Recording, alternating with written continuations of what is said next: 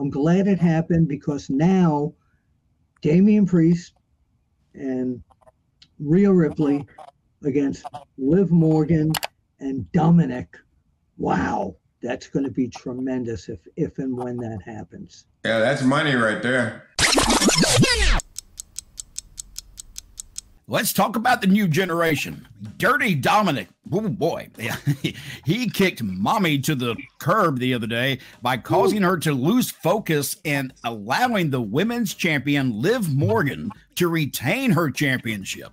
And after the match, Dirty Dom and Liv Morgan locked lips, did the tongue dance, leaving mommy betrayed and pissed off. Bill, what were your thoughts? Oh, we all knew a swerve was coming. Yeah.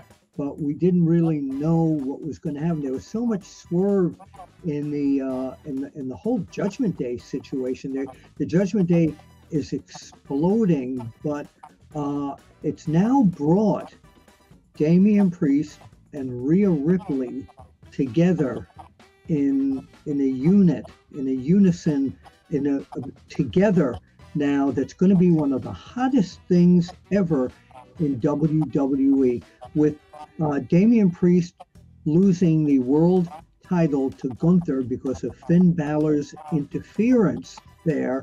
Don't get too far ahead of me now. What's that? Don't get too far ahead of me yet. No, but this is all rolling into this whole situation with the Judgment Day. So it turns out now that the entire Judgment Day situation, because of Damian Priest is sort of almost in a role sort of like Roman Reigns at this point, where the fans despised him and now they're all for him. And he's with one of the most popular athletes, male or female, in the world, Rhea Ripley. Well, let me ask you, though. Let's go back to Liv Morgan right now, though. What was your reaction when you watched what happened with Liv Morgan, Dominik, and the turn against Rhea Ripley? What were your initial thoughts?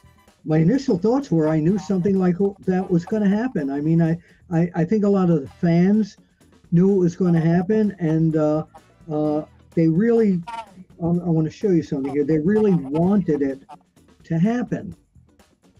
I don't know if you can see this.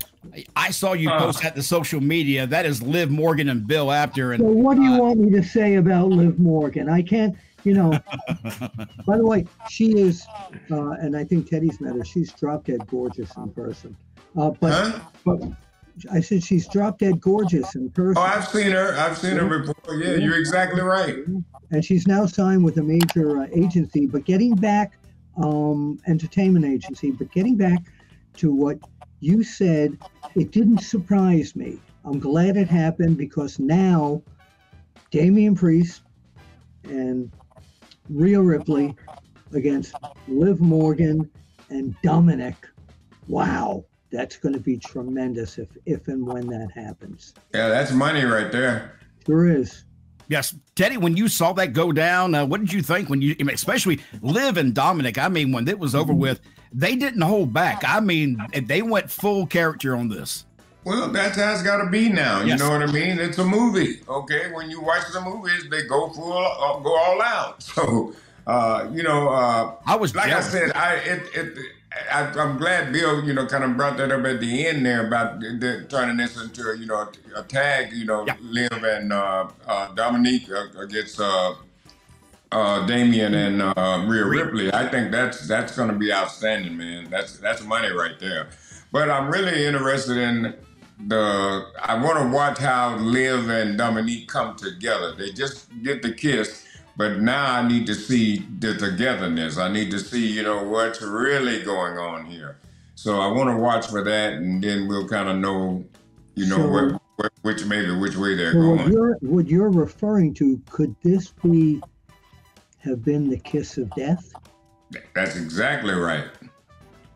What to find? That's why I said now I want to see how they go with this. You know what I mean? Yeah. Could have been the worst thing Dominique ever done. We don't know yet. And as Bill, as you were saying earlier, the Judgment Day does seem to be imploding because Gunther and the world heavyweight champion Damian Priest at the time of SummerSlam put on one hell of a physical match at SummerSlam. One of my favorite matches of the entire card, actually. And until Finn Balor came ringside, it looked like it was pretty much Damian Priest. And then Damian started getting beat down. Finn Balor came outside and tried to help his partner out and cheer him on. Come on, you can do this. And the whole time he was there to screw Damian Priest. And Damian Priest loses then. Yes, and he loses to Gunther, and Gunther now your new World Heavyweight Champion. Teddy, what'd you think? Man, great match, like you said. Man. And I really like Gunther, man. He certainly impresses me, man. He does a good job out there. He's on the mic, and plus he's great in the ring. So Damian, another great athlete too, man. So, how can these two not, have a good match? So, yeah. I'm upset. Congratulations to Gunther. I'm upset. You're upset? To me, Damian Priest was just coming into his own as champion. He's really starting to become respected. His interviews were not the screaming, yelling interviews like everyone else does. And he started gaining steam as champion where people were starting to respect him. But I don't think that I would have left that belt on him if it was me. I don't know. I think that may have been the right move, actually. I think because you put a little bit of the fans more behind him. I think that's what helped bring him to the fans at that match at SummerSlam. They really wanted to see him win by the end of that match. And when he lost, they felt for him. And I think that was the purpose. When he was on Raw and he came out in Baltimore the next night on Raw, until he was confronted, he was being cheered. When he was being confronted, I think was it not Seth Rollins. Oh, my mind is gone right now. But when he came out, the fans were cheering him, Gunther, and that surprised me. It really did. Well, that's what I tell you. Things have changed now. They don't care. They love the good guys, man. I mean the bad guys. I think that the match between both of them helped them both, to be honest with you. I think that it helped raise Gunther up, and I think it helped raise Damian up. I don't think it hurt Damian whatsoever. I really don't. I think he was on kind of a tear as the world champion, but he needed to be pulled back, work a little bit harder, get more into where he needs to be, and then bring him back for a massive title run.